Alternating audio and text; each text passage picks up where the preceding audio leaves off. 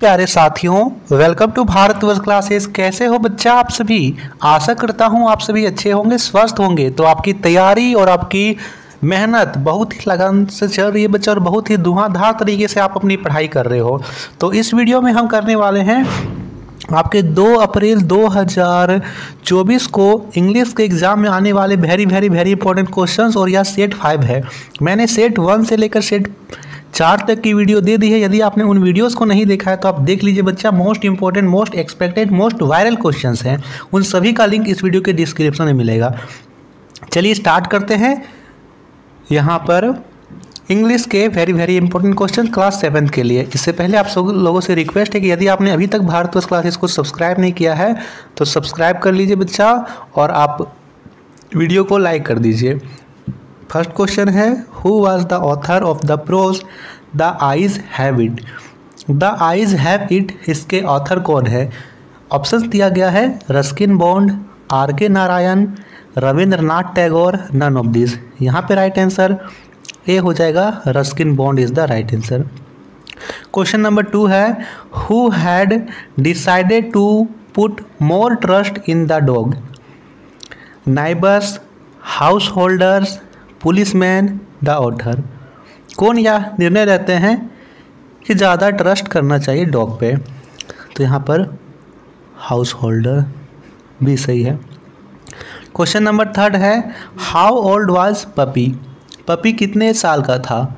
1 year, 2 months old, a couple of month old, none of this. यहाँ पे right answer C होगा, a couple of months old.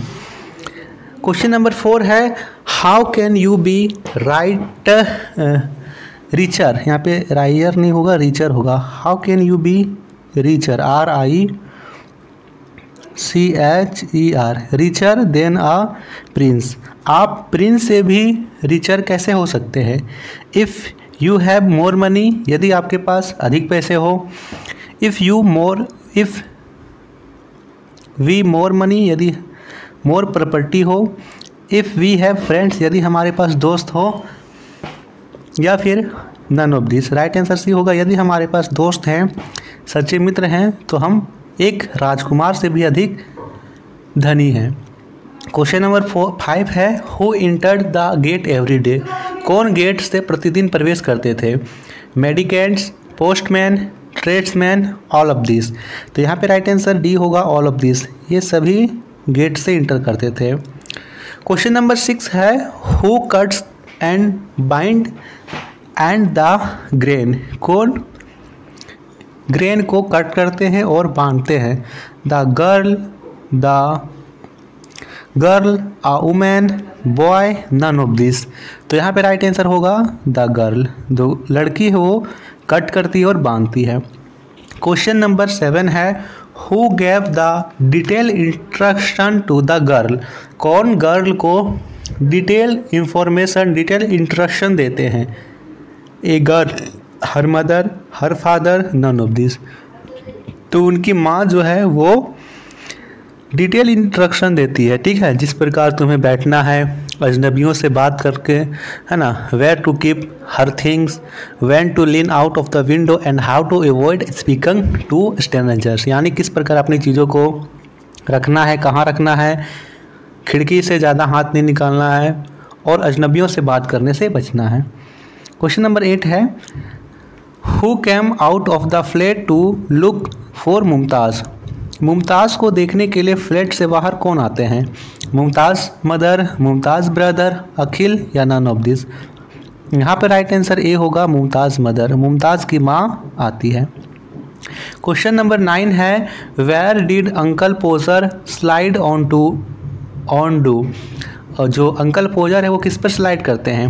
The guitar, the piano, the table, the cashew.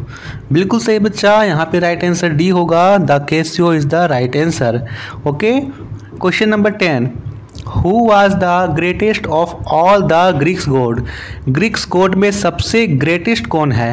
हेल्स, Zeus, Hermes, none of this. बिल्कुल सही, यहाँ पे right answer B होगा, Zeus. Option B is the right answer. चलिए, ये तो था मोस्ट इंपॉर्टेंट ऑब्जेक्टिव क्वेश्चंस चलिए अब हम देखते हैं सब्जेक्टिव क्वेश्चंस। 11th दे रखा है, hosting the Olympic is very expensive yet many countries want to host them, why. जो ओलंपिक का होस्टिंग होता है वो बहुत ही ज़्यादा एक्सपेंसिव होता है, फिर भी बहुत सारे देश इसको होस्ट करना चाहते हैं, क्यों।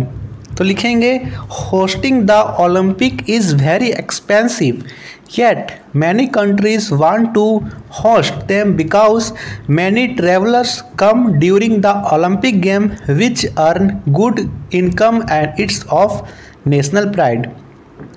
ओलंपिक को होस्ट करना बहुत ही ज़्यादा एक्सपेंसिव होता है, फिर भी बहुत सारे देश इसको होस्ट करते हैं क्योंकि बहुत सारे ट्रैवलर्स ओलंपिक के दौरान आते हैं, जो कि आमदनी का बहुत अच्छा जरिया है और यह राष्ट्र प्रतीक का भी यहाँ पर स्रोत होता है।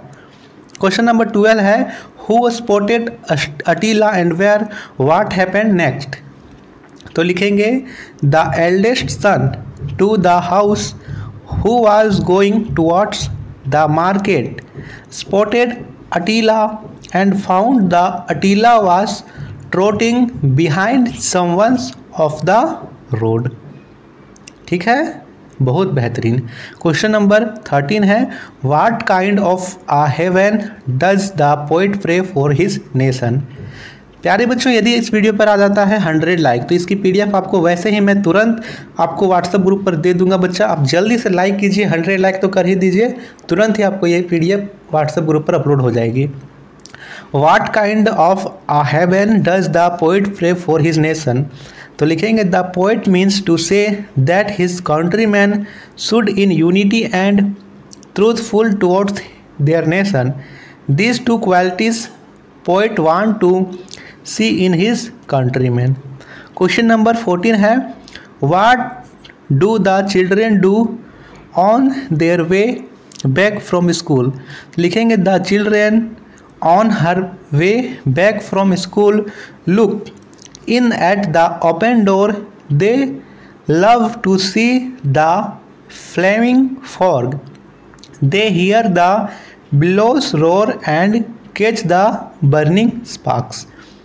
Question number 15 है, in what way this is machine helpful for school works।